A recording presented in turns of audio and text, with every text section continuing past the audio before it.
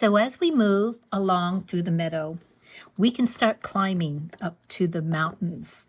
The next one I want to show you is actually called the Purple Mountain Sun Daisy, but it's really more a lavender. So I've just shortened that to Lavender Mountain Daisy, just to make it easy for you to remember.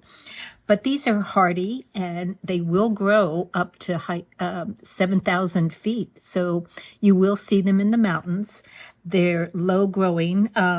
They're compact and mound, so about 12 inches tall, 12 inches wide, and they bloom from midsummer to late summer.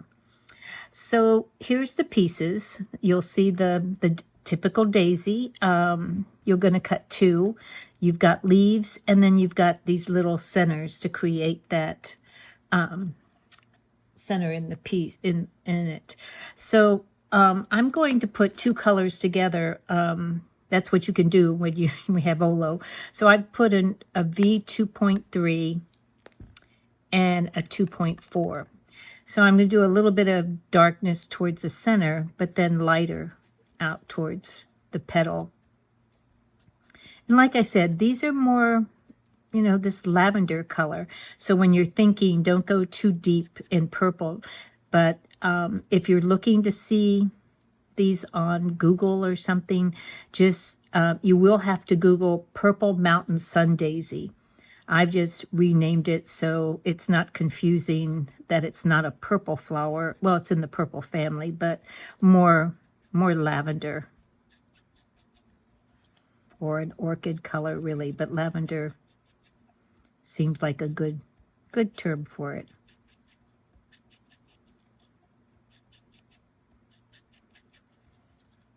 So you do cut two, so we're going to color these two really quickly. And I'm just doing, shading, a little darker in the center and bringing the color, lighter color out towards the end of the petals.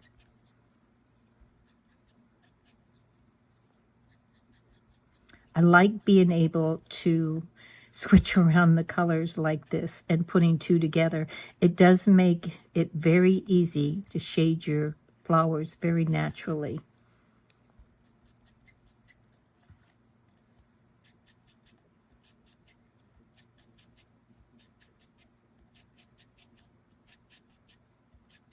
There we go. Two pieces done. Before we start shaping the petals, you do have these little centers. Makes that center of your flower. So I'm using this is a moo block. It was used, you used to carve stamps from it. It's a very firm surface. And because they're small pieces, I'm afraid, you could put it on the molding pad, but it's a little softer. And if it scoots around and you miss it, then you're poking holes in your molding pad. So if you don't have one of these move blocks, you can easily do just an art eraser. That's nice and firm also. Or my very used speedball mat. That also is rubber and nice and firm. Note to self, I need to get a new one. It does get used. So there's about 15 pieces there, and we're just going to set these aside, and then we're going to shape our daisies. So like all the daisies I do, I am going to spritz these with a little bit of water. Just a light spritz, and then I'm going to grab my tweezers, and I'm using my my reverse tweezers from the toolkit.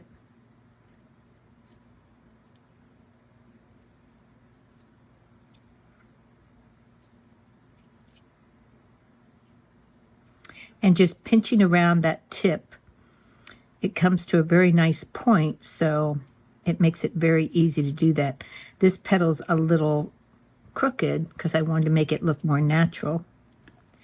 So you just take your tweezer and bring it down and do two little pinches.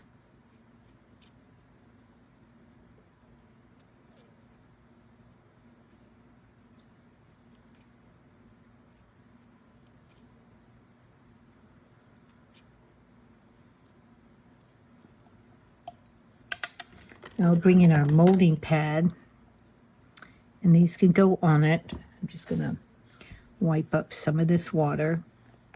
Now you want to grab your medium ball stylus and simply just press down in the center, like cup it up. This gives it the dimension to make it look natural.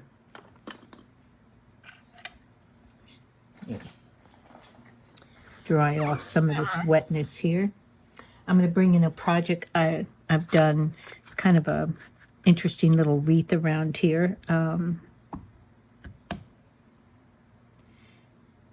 because they grow in clusters, I have done just that, clustered them around this little kind of circle that I've added on.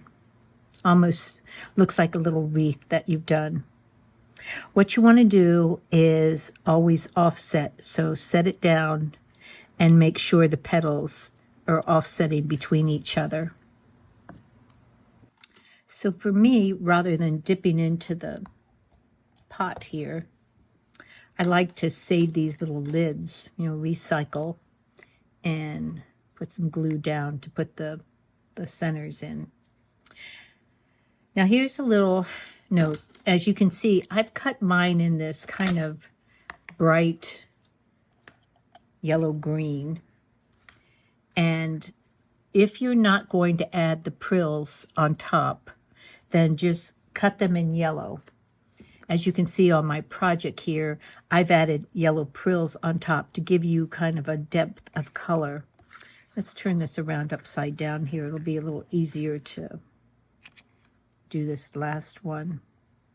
I always keep a toothpick in my hand to kind of help release the piece. So I'm not pressing it down with my fingers.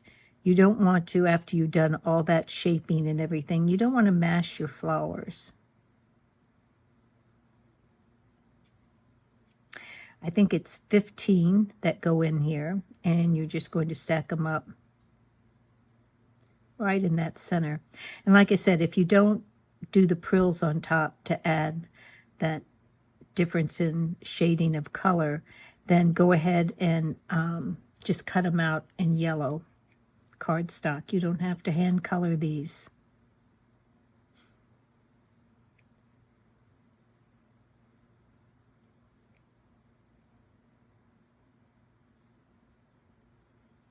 I think these would be beautiful too. Oops, I just lost one. He flipped out on me. I have to find him.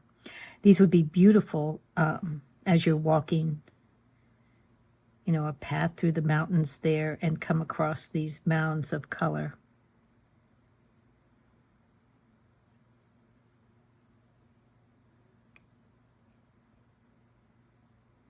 So that's all you do is mound it up. I don't know where that other piece went, but it flipped out somewhere.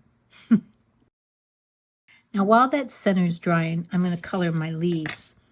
These are a dark green leaf, so I'm mainly going to color all in one color. I'm going to do this darker green, which is YG 8.7, and it's called Fern, on the right side of the leaf. And they're pretty leafy because, like I said, they mound. They're a compact mound, so they have the flowers and lots of leaves underneath. Now, when I flip them over, I'm going to go ahead and use that lighter green just to color the back. If you've ever noticed, look out in your garden, your leaves are a little lighter on the back than what they, appear on the front. You will need your leaf pad, and you're going to put them right side down. Grab your leaf tool and just give it a stem line right down the center. Now these are still, I could probably bend these bigger ones, but because I can't do, the little ones are too small, I'm just going to take a fine line pen and really go over that stem line, just so you can visually see a stem. And then all you have to do is, when you pinch it, now you get that definition of a stem.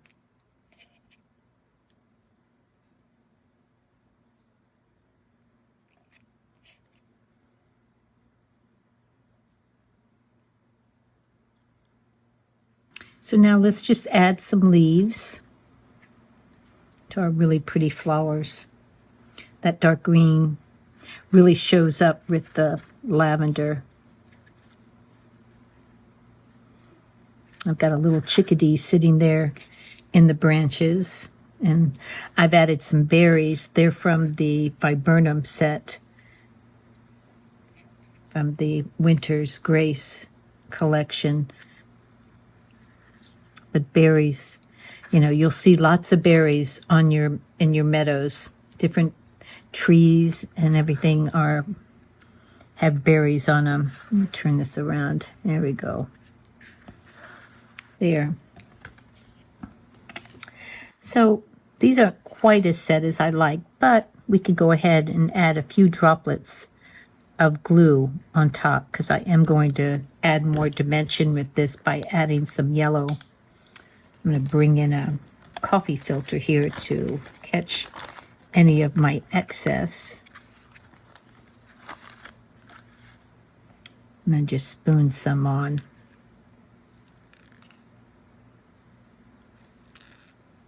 I'm going to tap just a little.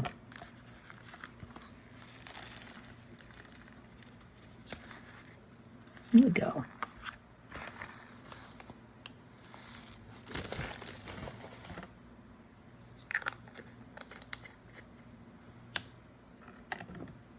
Now, all we have to do is add our little ladybug, and I've got her right here. I think I'll put her right on this little leaf here.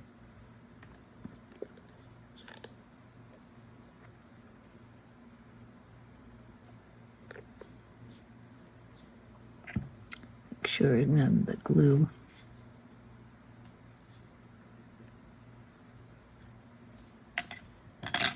There we go. I don't know whether you can see that or not, but I've even put a piece of acetate there. So one of my BetterPress quotes from this set, "The earth has its music for those who will listen," floats right in the center there. And that is the Lavender Mountain Daisy, or as it's formerly known, the Purple Mountain Sun Daisy. I hope you've enjoyed it. We'll continue our walk.